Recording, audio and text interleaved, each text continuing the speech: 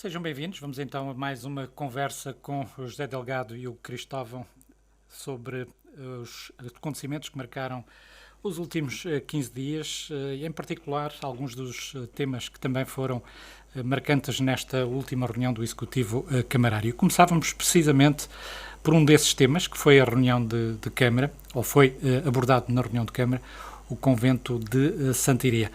O Cristóvão, este é um imóvel, digamos assim, um património que continua, ao fim de larguíssimos anos, a estar sobreaproveitado e a necessitar de intervenção, de facto, muito profunda. Sim. No fundo é um importante edifício do nosso centro histórico. Ele está formalmente na zona que consideramos centro histórico da nossa cidade e que encerra em si várias dimensões de problema.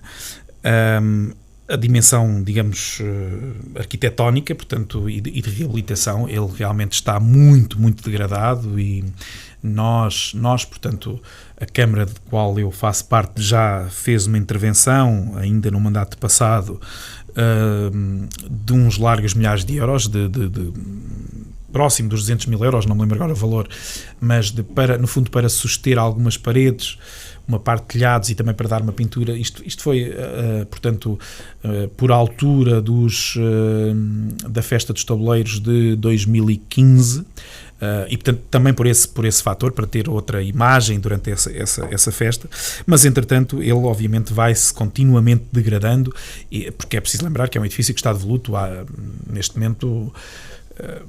Enfim, ele não foi todo, não ficou devoluto por todo de uma vez, não é? Porque depois ainda há a parte do antigo colégio feminino, mas no mínimo há talvez 2 décadas, havendo partes que estão há bem mais que isso. E portanto há essa dimensão da reabilitação arquitetónica que é necessária. Mas depois há a dimensão patrimonial e histórica, e claro, também aquilo que ele pode, no ponto de vista também económico ou financeiro, contribuir para o desenvolvimento da cidade e da criação de postos de trabalho. E portanto, por tudo isto faz com que seja urgente a sua reabilitação a todos os níveis, portanto, reabilitação arquitetónica, mas reabilitação enquanto utilidade pública, enquanto utilidade para a comunidade. Não esquecendo que houve um erro muitos anos lá atrás, há muitos, que é como quem diz, as tais 2 décadas, mais ou menos, em que houve digamos, um exercício de direito de preferência, uma expropriação, na verdade, em bom rigor foi uma expropriação, ou seja, era um edifício que era privado, havia um negócio privado para acontecer, houve 2 situações, o colégio de feminino foi de uma forma, o antigo convento de Santiria foi de outra forma, portanto, ambos neste momento são propriedade do município, mas houve um deles, se não estou enganado, foi o convento de Santiria, que foi por expropriação, penso que foi assim. Mas pronto, independentemente da forma administrativa, na minha opinião, aliás disse logo na altura, foi um erro. Era um edifício que era privado, sempre tinha sido privado, e havia um negócio privado que estava a acontecer, que teria acontecido e que provavelmente hoje, e há muitos anos esta parte, esse edifício estaria de facto já a contribuir para a economia da cidade. Não aconteceu e passou a ser o contrário, passou a contribuir para uma imagem negativa e também para um ónus da parte do município de não só lá gastar dinheiro, mas ter este problema para resolver. Entretanto, as coisas estavam de facto muito bem encaminhadas, como se sabe, como é público, portanto havia alguns interessados no processo da asta pública que começámos, ou que iniciámos, não é? E um deles, com particular interesse, porque é uma grande marca nacional e internacional, e isso acho que era muito importante, caso viesse a ser essa marca a ganhar, muito importante para nós, ou seja, Tomar é evidentemente um destino turístico, é evidentemente um destino patrimonial e cultural, e com cada vez mais boas ofertas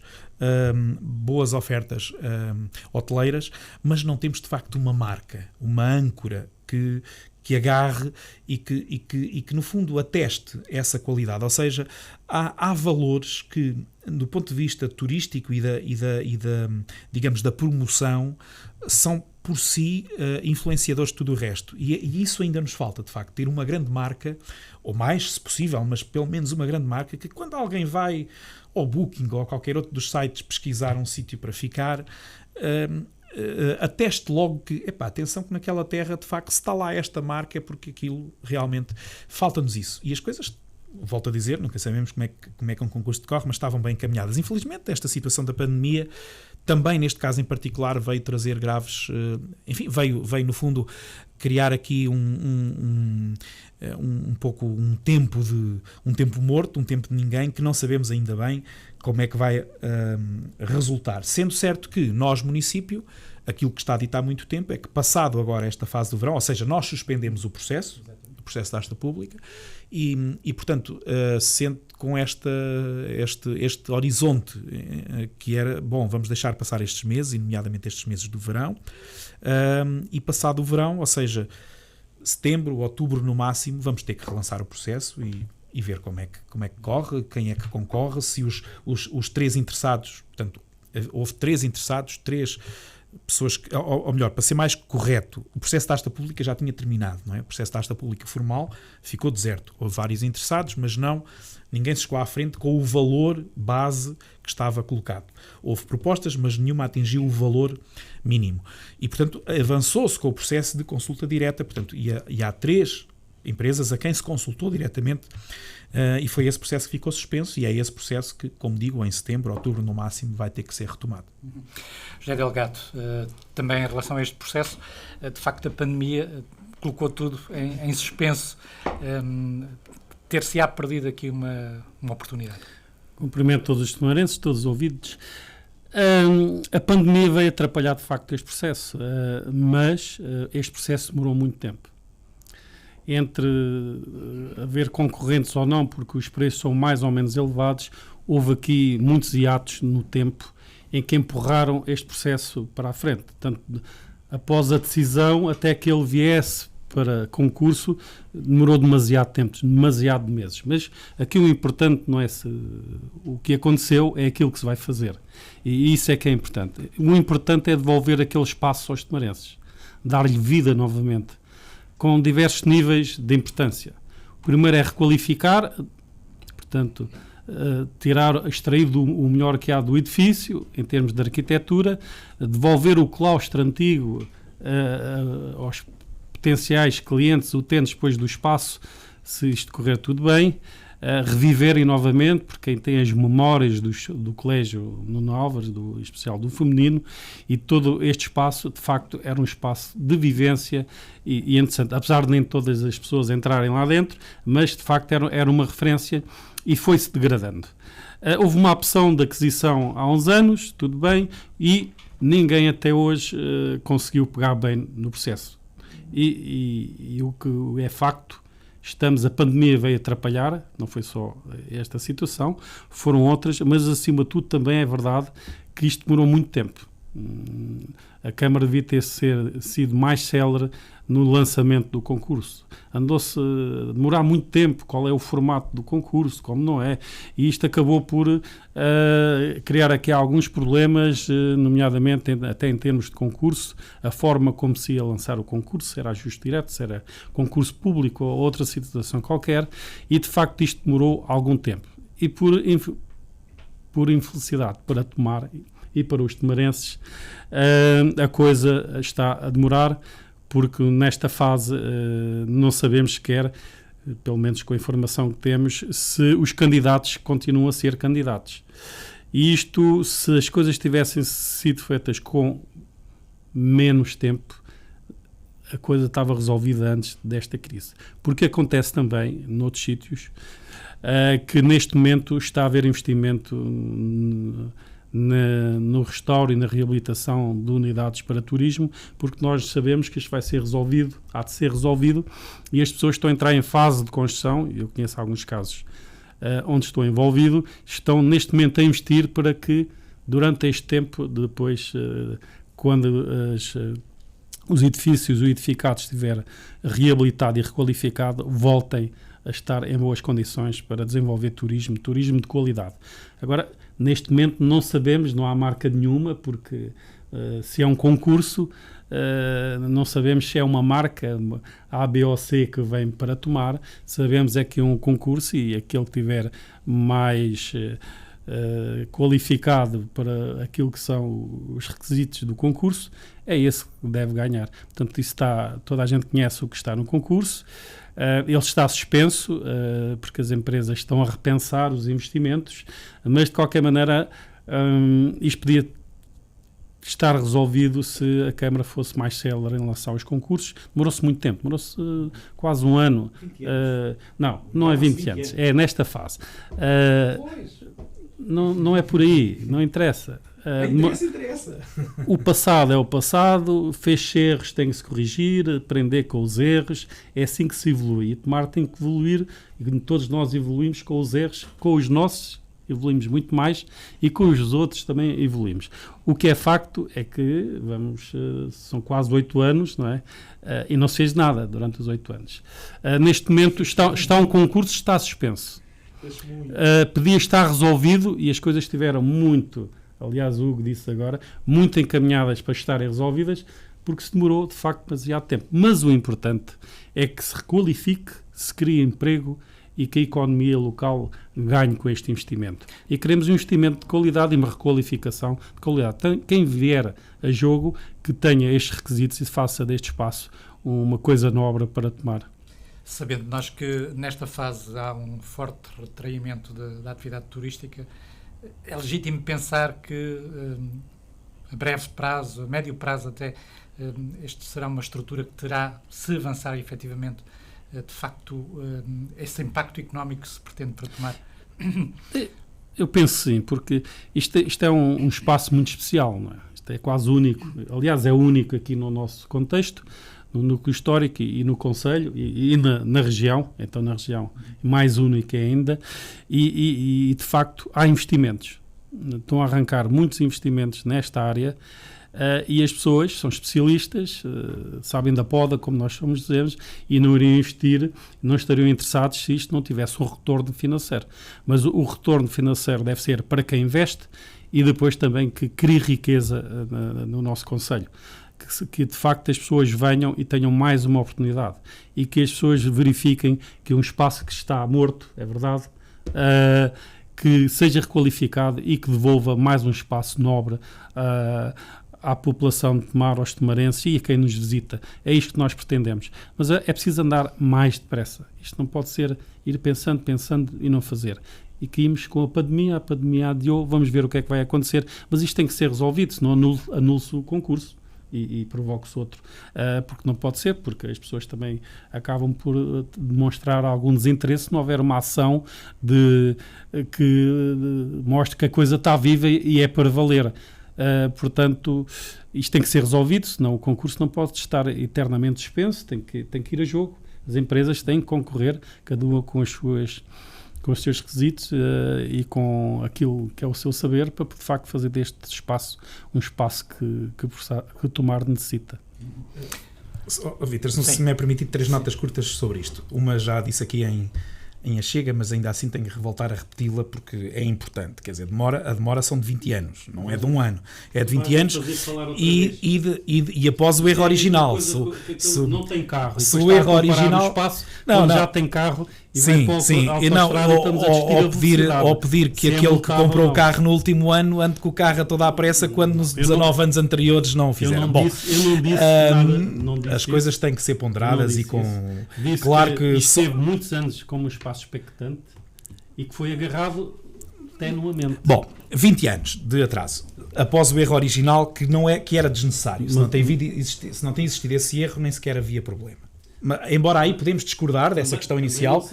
Também não sabemos. Pois, mas até que ponto o que é que ia lá ser desenvolvido.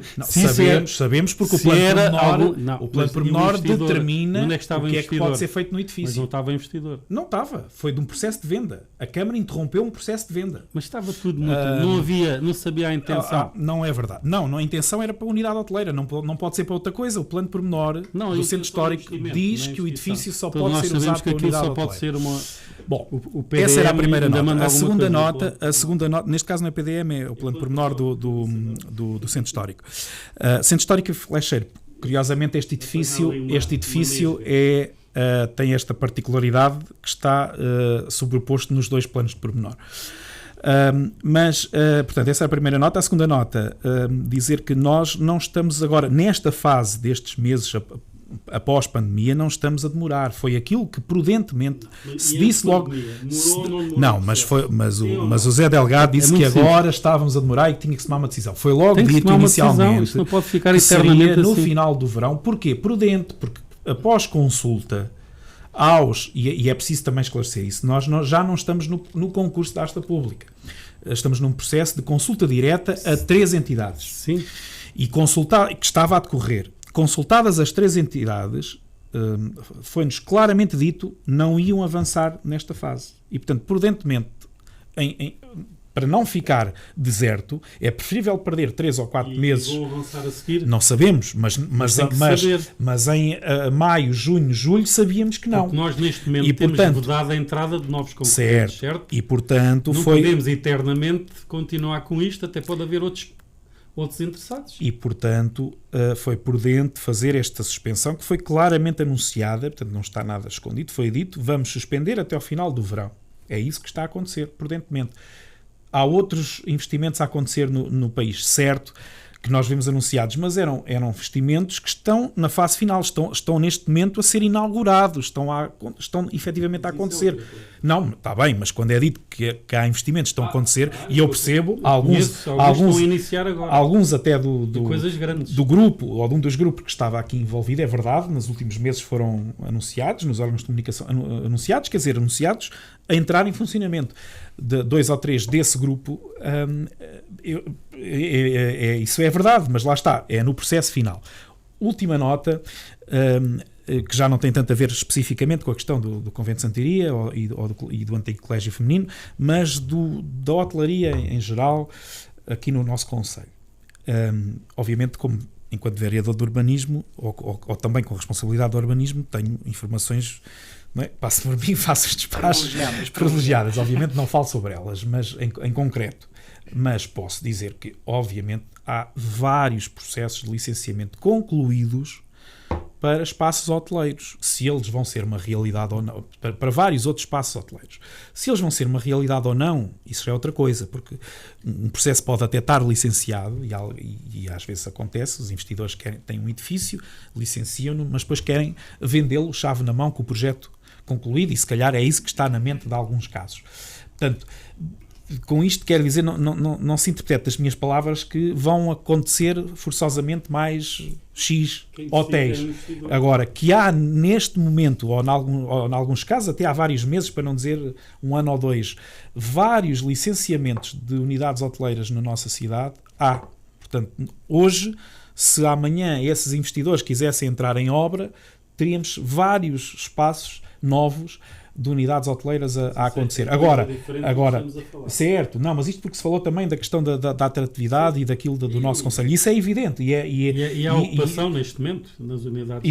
Exatamente. Aliás, hoje, mesmo com esta situação da pandemia, quer dizer, ao dia que estamos a gravar, no caminho para aqui, quer dizer, a cidade está cheia. Hoje de manhã, quando cheguei à Câmara, pela manhã, as esplanadas da Praça da República estavam cheias de pessoas, de turistas, claramente turistas, a tomar o pequeno almoço nas esplanadas da Praça da República e da Corredor. O que é que isso significa? Que são pessoas que ficaram a dormir. E, portanto, que estão cá. Essas evidências vão demonstrando que aquilo que no fundo também já esperávamos, mesmo com esta fase da pandemia, Tomar continua a ser atrativo e se calhar vai sê-lo ainda mais, porque não sendo um grande centro como Lisboa, Porto ou mais 2 ou 3, é um sítio que oferece segurança, a par de tudo aquilo que já oferecia antes. Cultura, património, natureza, enfim, um conjunto diversificado e estar, obviamente, também bem localizado no país, que obviamente isso também importa muito. Muito bem, falemos de economia circular a seguir. José Delgado, este é um tema que também lhe é caro, digamos assim, pela importância que tem, de facto, o momento em que vivemos e pelo que pode representar. Não é? Sim, hoje está muito na voga de deixar cair a economia linear, que é aquela do consumo e da não reciclagem, da não reaproveitamento dos recursos, e entrar na economia circular, que no fundo é reinvestir tudo aquilo que existe e transformar e aplicar novamente. E em especial, isto aplica-se a tudo, mas em especial na área da construção civil, hoje é fundamental, porque a construção civil e obras públicas consomem cerca de 70% dos recursos naturais que são extraídos. E na economia linear, de facto, aquilo vai para os aterros e não é reutilizado. A ideia, e porquê isto? Nós, no terreno, já se está a aplicar a gestão dos resíduos de construção e demolição, que são britados, por exemplo, no terreno, e servem para fazer camadas de enchimento e outras situações. Mas, acima de tudo, poupar também na energia e na exploração dos recursos. Porque se nós reciclarmos, reaproveitarmos, de facto a economia vai ganhar e cria-se um equilíbrio que não existe hoje. Porque, de facto, se for nada feito, os recursos vão terminar, alguns recursos vão mesmo terminar.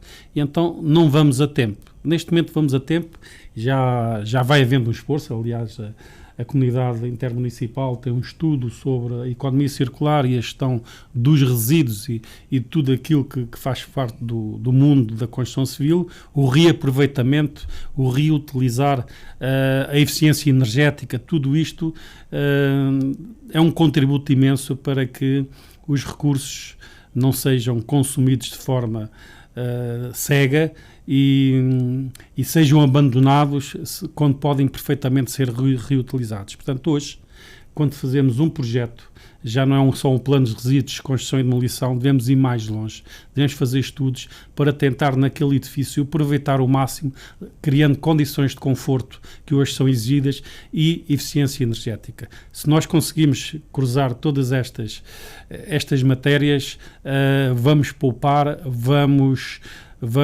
reciclar, mas não vamos abandonar, mas vamos abandonar a economia linear, que é de facto um caos. Foi uma coisa que se fez até hoje. Hoje começa-se a inverter, mas tem que ser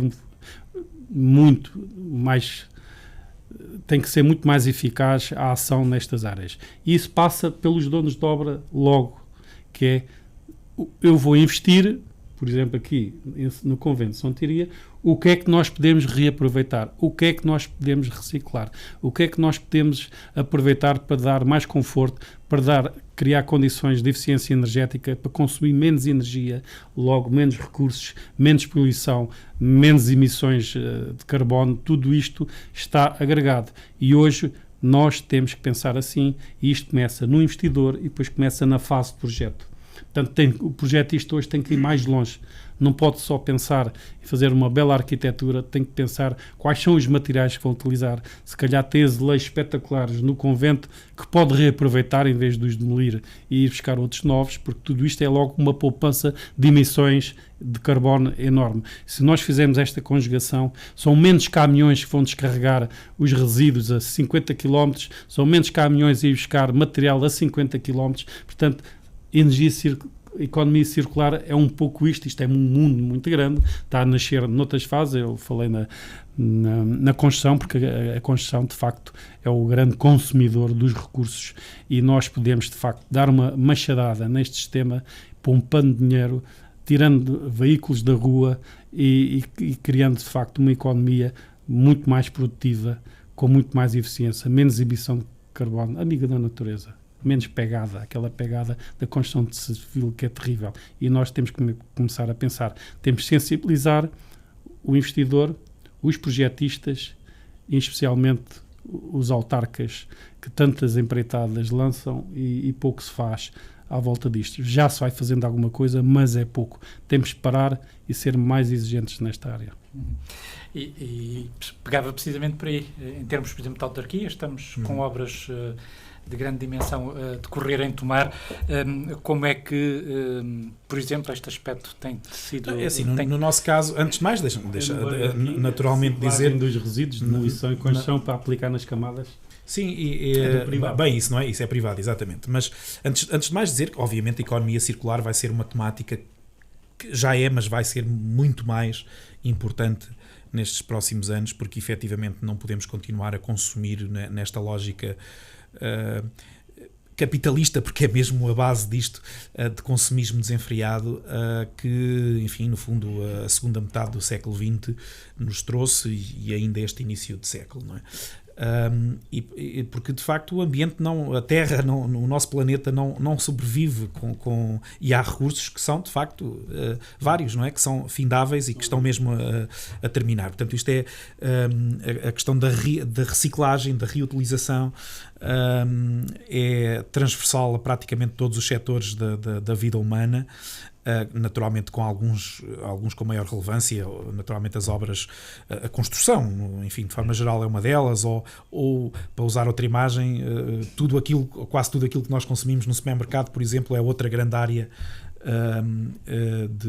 enfim, onde esta temática é importante. E claro, sempre com dois temas associados muito importantes, o ambiente e a economia. Mas esta questão das obras e da construção, aqui na questão do ambiente, e até usando, enfim, imagens locais, mas que são locais nossas, como podiam ser de qualquer outro local, são particularmente importantes. Nós ainda vamos assistindo, infelizmente, a este cenário de ver no meio dos pinhais, ou enfim, em muitos locais do nosso território, montes de enfim, resíduos abandonados, pessoas que, enfim, empreiteiros, obviamente, pessoas de obras que vão despejar resíduos de obras um pouco por todo lado. Enfim, já foi obviamente muito pior, vai havendo consciencialização e por outro lado também algum receio das penalizações e portanto felizmente já foi muito pior, mas infelizmente ainda existe muito e portanto até por essa imagem acho que todos perceberão que é muito importante de facto esta reutilização, até não só para que essas coisas não aconteçam, mas efetivamente porque também há ganhos de economia e de todo o processo digamos de produção daquilo que quer que seja, neste caso das obras.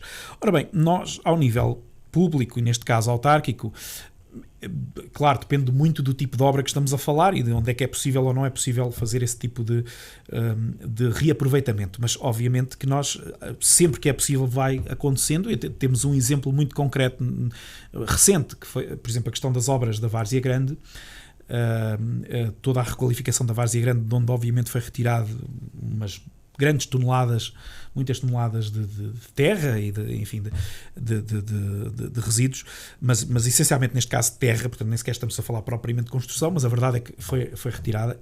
Muita dessa terra foi entretanto reaproveitada para a obra logo mais abaixo portanto, do parque de estacionamento junto à estação de caminhos de ferro. É um pequeno exemplo, mas e temos feito, por exemplo, do desassoreamento que fizemos o ano passado no Rio Nabão, aqui na zona urbana. Estamos neste momento a fazê-lo também a montante da cidade, portanto entre a cidade e o Açude de Pedra, já agora aproveito para referir, mas deste desassoreamento que foi feito, portanto, na zona urbana em 2019, portanto dentro da cidade, toda essa terra que foi retirada do fundo do terra, areia, tudo um pouco. Aqui em bom rigor é mais terra e lama de propriamente areia. No nosso rio não produz assim tanta areia, mas porque ela vai, de facto vai indo, mas foi precisamente armazenada na Quinta de Marmelais e tem vindo a ser utilizada quer por nós, quer também, portanto, cedendo às juntas de freguesia para obras suas, ou até com, já num caso de uma outra instituição que, por exemplo, estou-me a lembrar do presídio, que nós cedemos a terras para uma obra que eles fizeram, e portanto tem havido este que é o exemplo que posso dar, porque neste momento a nível de obras, ou seja, resíduos de construção, nós não temos propriamente feito demolições, quer dizer, ainda agora fizemos algumas demolições na zona de Flecheiro, mas não tem propriamente, aí não há propriamente resíduos que possam ser aproveitados, ou pelo menos em quantidade que possa ser aproveitada. Retiram-se algumas chapas, algumas coisas, mas não há de facto quantidade suficiente. Portanto, do nosso exemplo, daquilo que nestes anos mais recentes é possível fazer, tem essencialmente a ver com estes casos, portanto, pelo menos de aproveitar terras daqui para ali, ou areias daqui para ali, mas obviamente que temos, por outro lado, o papel fiscalizador, licenciador e fiscalizador dos privados, portanto, quer das obras. Obviamente, um licenciamento hoje, até uma simples demolição, e isto acontece no dia-a-dia no município muitas vezes, temos que intervir numa outra situação porque ainda há o desconhecimento, ou às vezes o achar que não é necessário, porque às vezes já não se pode dizer que seja desconhecimento, por exemplo, para fazer uma demolição de uma casa ou de um edifício, o que seja, é chegar lá e fazer. Não, é preciso de facto pedir uma licença. E porquê? Qual é a razão de base essencial? É precisamente porque ao licenciar se está a dizer que, atenção, está licenciado, mas tem que cumprir esta regra e esta, e que regras são estas? Tem precisamente a ver, essencialmente, com os RCDs, portanto, os resíduos de construção e demolição destas obras portanto, o nosso papel municipal é, essencialmente, enquanto licenciador e fiscalizador. Só uma pequena nota, mas isto, de facto, quando se faz um licenciamento, isto tem a ver com várias matérias, é claro que isto, primeiro que se aplique, é preciso insistir, e aqui as autarquias, de facto, têm que insistir. Quando há um licenciamento, tentar sensibilizar para, de facto, para que estes recursos sejam reutilizados. E é poupança direta no bolso de quem constrói. Mas temos 2 ou 3 palavras-chave que são fundamentais. É que temos que pensar em, primeiro, planear, saber o que é que de facto está envolvido naquela operação e depois fazer uma seleção do que existe ali e fazer a aplicação correta nas diversas vertentes, como vidros, etc. Muitas vezes vai tudo... A separação seletiva é obrigatória pela legislação dos RCID, vai sendo feita, é pouco fiscalizada. Mas, acima de tudo, nós temos que ter 2 palavras. Uma é selecionar, saber o que fazer com aqueles resíduos, reciclar aplicando e não descartar, que é a palavra-chave. É não descartar estes recursos, que era o que existia até agora e ainda se pratica hoje, que é a economia linear, em que tudo vai para aterro. Ainda vamos chegar ao dia em que vamos aos aterros ir buscar os materiais que estão lá enterrados, porque de facto estão coisas extraordinárias que são recursos que nunca foram utilizados. Um dia ainda vamos ver isso, mas acima de tudo é preciso neste momento ter a consciência, temos que entrar na economia circular nas suas mais diversas vertentes. Muito bem, passemos então ao outro tema. Desta feita, o Centro Escolar da Linhaceira foi também um dos assuntos abordados na última reunião do Executivo Camarário. O Cristóvão, este processo já vai com algum atraso. Já vai com algum atraso. Embora a reunião de Câmara não tenha sido... 20 anos, quase 2. É um anito. É verdade. É um processo que nós temos tido... Nós, quer dizer, não são os municípios em geral, nestes últimos anos, com as empreitadas, com as empresas que concorrem a muitas empreitadas e depois não tem pessoal para elas todas, ou concorrem, ou houve uma fase, agora já não, mas houve uma fase aqui há 2, 3 anos atrás, 4, concorriam com preços muito baixos porque não tinham trabalho e, portanto, esmagavam, como aqui para usar uma expressão que é mais o José Delgado que costuma usar porque é da área, esmagavam os preços e depois iam, portanto, como digo, a várias e depois não conseguem dar resposta atempada a todos, enfim. Tem havido vários problemas, isto é algo que nós, autarcas, em reuniões de câmaras, enfim, vamos falando uns com os outros e é um problema mais ou menos generalizado, além de que ele também é público na comunicação social. E portanto nós tivemos em 3 ou 4 situações, tivemos este problema na sinagoga que demorou mais tempo do que deveria ter demorado, a Nuno Álvares ao início também teve ali uns atrasos, entretanto tem estado a andar bem, mas também teve ali alguns problemas, o centro comunitário também demorou 1 ou 2 meses a mais do que devia ter demorado. Neste caso do Centro Escolar da Linhaceira, em termos de prazos formais é o caso pior, efetivamente. Não tenho agora de memória exatamente, mas pelo menos 1 ano de atraso. com algumas questões que, sim senhor, há algumas questões, uma ou duas questões de base que não são imputáveis ao empreiteiro, porque houve necessidade, havia alguns erros no levantamento topográfico, houve a necessidade de fazer alguns trabalhos iniciais de melhoria das fundações que demoraram mais algum tempo, e ainda mais com questões climatéricas que houve ali, tanto que houve ali 2 ou 3 meses, como digo no início, que eram justificáveis. Para lá depois disso, não. De facto, houve atrasos que são totalmente imputáveis ao empreiteiro e claramente, a verdade é esta, claramente nós percebemos isto, e por mais que se pressione, a questão é claramente esta: tem muitas obras e não tem pessoal para as obras todas. Isto é clarinho. Pronto, entretanto as coisas ganharam forma, portanto o edifício estará concluído, quero acreditar, até ao final da semana que vem, ou seja, até ao final deste mês, é o que está prometido. E está, aliás, eu vou lá fazer uma visita esta semana com a Associação de Pais e com a direção do agrupamento. Está agendada e sei que o edifício estará concluído. O que é que falta ainda? Arranjos exteriores. Ou seja, para ser claro, a escola não vai abrir no dia 14 de setembro, dia em que as aulas se iniciam em Tomar. No Concelho de Tomar, não são todas no mesmo dia, mas em Tomar já está definido, será a 14. Não vai abrir. Portanto, estamos de facto a pressionar o empreiteiro para ter esses arranjos exteriores que, a correr, normalmente é obra para um mês. Quer dizer, mesmo eu que não sou propriamente especialista em obras, mas sei que aquilo é obra para um mês, mas de facto depende muito dos empreiteiros. Uma nota final para dizer isto, não já sobre, enfim, no geral, não sobre aquela obra em particular. Há mecanismos legais para, digamos, penalizar os empreiteiros. Só que, por incumprimento, não é? Nomeadamente de prazos. Só que a verdade é que as autarquias ou as entidades públicas acabam por estar muito reféns, porque penalizar antes da obra estar concluída, pelo menos, é sempre o que costuma dizer na linguagem popular, um pau de 2 bicos. Porque, em último caso, retira-se a obra ao empreiteiro. Ok.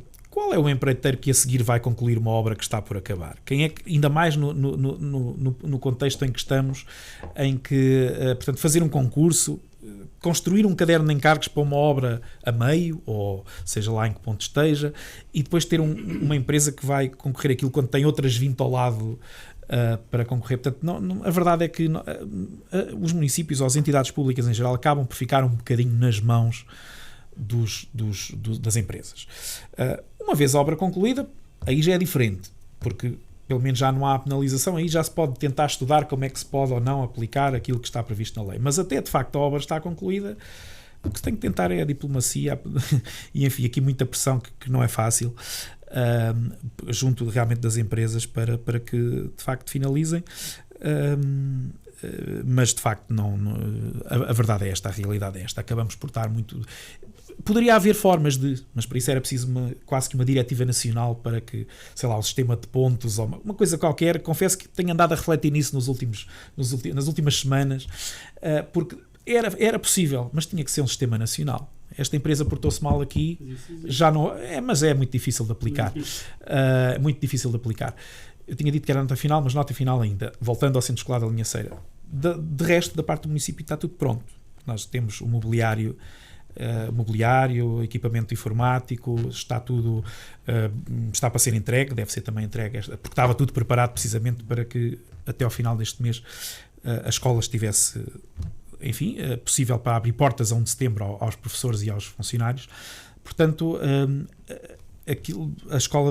o Centro Escolar da Linha Ceira, e estando o edifício pronto, no seu interior tudo vai ficar apto a que, concluídos os arranjos exteriores, há uma sexta-feira em que os alunos e toda a comunidade educativa terminam as aulas nos 3 outros edifícios e no contentor, que é preciso referir que há uma turma a ter aulas em contentor há 5 anos, porque antes era num salão atrás da igreja, na Linha Ceira. Portanto, numa sexta-feira vão fechar e na segunda-feira vão começar no centro escolar. Quando é que vai ser essa segunda-feira? É que eu ainda não sei dizer.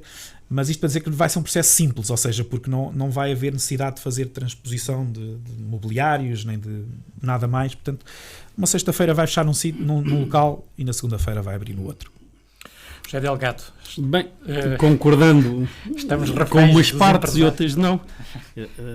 As câmaras não devem ser refeitas, porque existe de facto a Lei 18 com as alterações, com o Decreto-Lei de 111/97, de facto, apesar desta não enquadrar na alteração anterior, tem uns pequenos pormenores, mas acima de tudo, o que veio à Câmara hoje é coisa pouca, foi trabalhos a mais de 6 mil euros e a menos 4, que devia ter sido tratado de outra forma, mas enfim, pronto.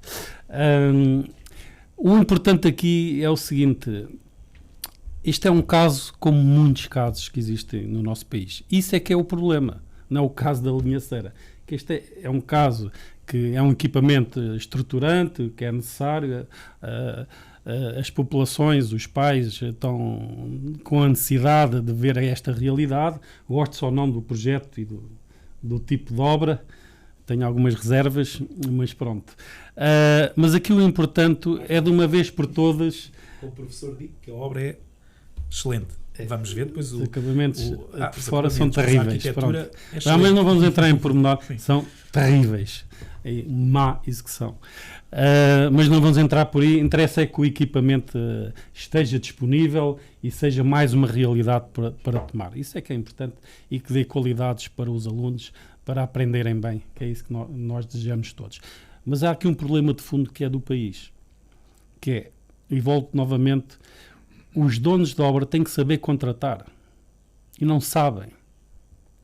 Os donos de obra, quer ser públicos ou privados, a grande maioria não sabe contratar. Isto peca pelo seguinte: os projetos são feitos à pressa, sem prazo, e têm que fazer em 3 meses aquilo que deviam fazer em 6 meses.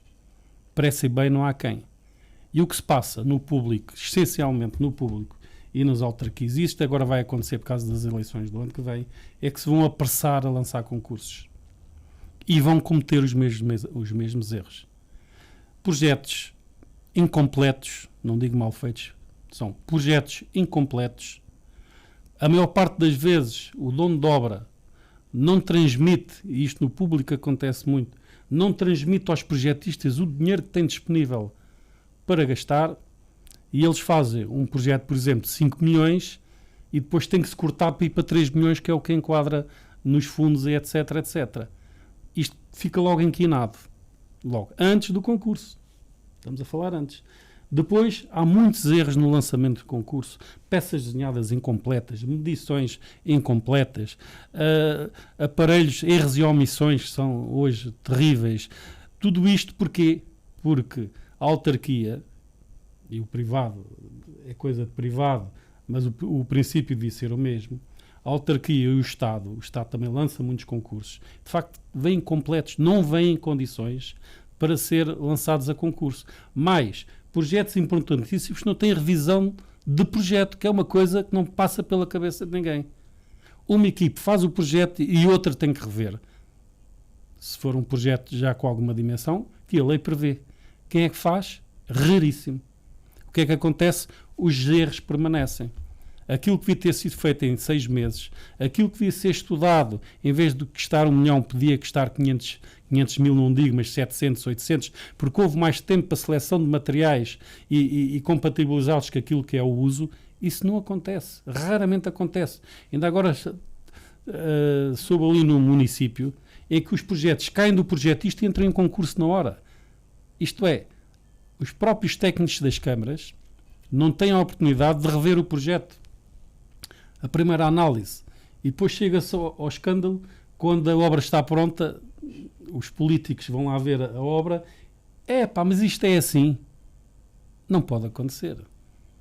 Quem dá validade ao projeto para entrar em concurso tem que ter uma apreciação prévia. E gastam-se fortunas em soluções que não fazem sentido nenhum. Não crescem nada à qualidade, nem à imagem das obras. E não há um espírito crítico e, acima de tudo, está sempre fora de tempo. O projeto é preciso para amanhã, tem que se fazer. Mas eu não... tens que fazer. E aquilo vai sair mal. E hoje há instrumentos, e todos nós somos responsáveis, há instrumentos para penalizar isto. Agora é preciso que o primeiro, que é quem manda fazer, seja o primeiro a fazer bem.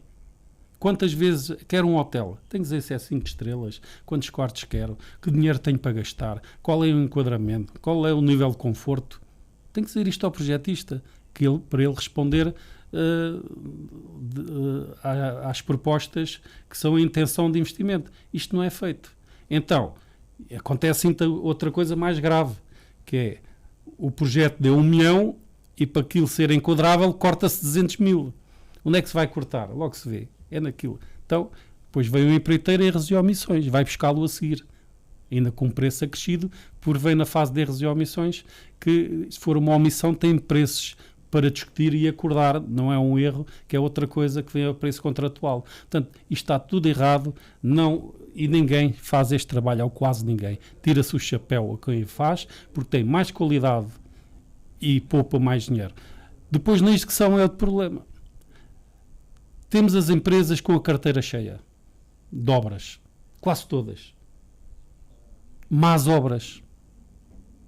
Porque vão àquilo que falámos antes. As bases são baixas, os concursos geralmente ficam desertos, mas ainda há outro fenómeno muito mais interessante. É que mesmo assim algumas empresas com preços baixos ainda descem mais. E então estão numa concorrência que não se percebe. Isto é o que se passa hoje na realidade em Portugal. Uma concorrência que não se percebe. Estão cheios de obras e continuam a ir buscar obras más. E o que é que isto faz? Não cumprem prazos, não conseguem acabar a obra ou arrastam a obra. E isso são custos para os municípios e para todos nós. É preciso apostar na gestão das obras. Temos de ter técnicos competentes a acompanhar as obras. E as coisas são feitas atempadamente e discutidas. Não é no fim. Senão depois podemos ir tarde. É durante o processo de empreitada é que nós temos que ir avaliando se há derrapagem, se não há derrapagem, de quem é a culpa, se é do projetista, se é da intempérie ou se é do empreiteiro. E avaliarmos, é claro, tentando ao máximo levar as coisas a bem, para que haja equilíbrio e o dono de obra tenha aquilo que é a sua obra, o empreiteiro leva o seu dinheiro e isto acabe bem nos prazos. Tem que se cumprir. É rara a obra que acaba no prazo. Antigamente as obras eram 1 ano, demoravam 1 ano. Agora não. Porque as ferramentas que existem de gestão... Não era bem assim, que eu sou mais estou a novo, falar mas lembro sempre das obras de raparem. Não, todas, não. Especialmente as não, públicas. Isto é agora houve um período que de facto... Agora, nos últimos 50 anos, pelo menos. E para justificar o quê? Mas a gente tem que ir buscar o que é melhor. Ainda há bocado foi buscar os 20 anos e agora vamos aos 50. De facto, antigamente, e temos aí os bairros e as grandes obras no Estado Novo que eram planeados com tempo, projetados. Sim, mas com tempo. E as coisas corriam bem. Hoje não. Às vezes menos democráticos, consegue-se impor regras de outra forma. Né? O ciclo eleitoral... Não estou a defender esses sistemas, atenção. Mas o ciclo eleitoral faz gastar milhões necessários às autarquias. E tem que se acabar com isto. Isto é uma realidade. Um pequeno complemento, apesar de concordar na generalidade com o que disse o José Delgado, mas em relação a tomar, pelo menos na parte dos projetos, mas para sublinhar isto, pelo menos na parte dos projetos e pelo menos destes quase 7 anos em que eu também tenho uma cota de responsabilidade, no nosso caso nos projetos, não só apressados, como em muitos casos também temos tido problema com os prazos dos projetos, é preciso dizer, porque também se passa com os gabinetes de arquitetura, ou seja, e dou um exemplo muito em concreto. Sim, é verdade. Ou seja, isto para dizer que não temos tido projetos apressados, pelo contrário, a maior parte deles até demoram demasiado tempo a concretizar. E no caso dos projetos, até já aconteceu, de facto, o que eu dizia da penalização.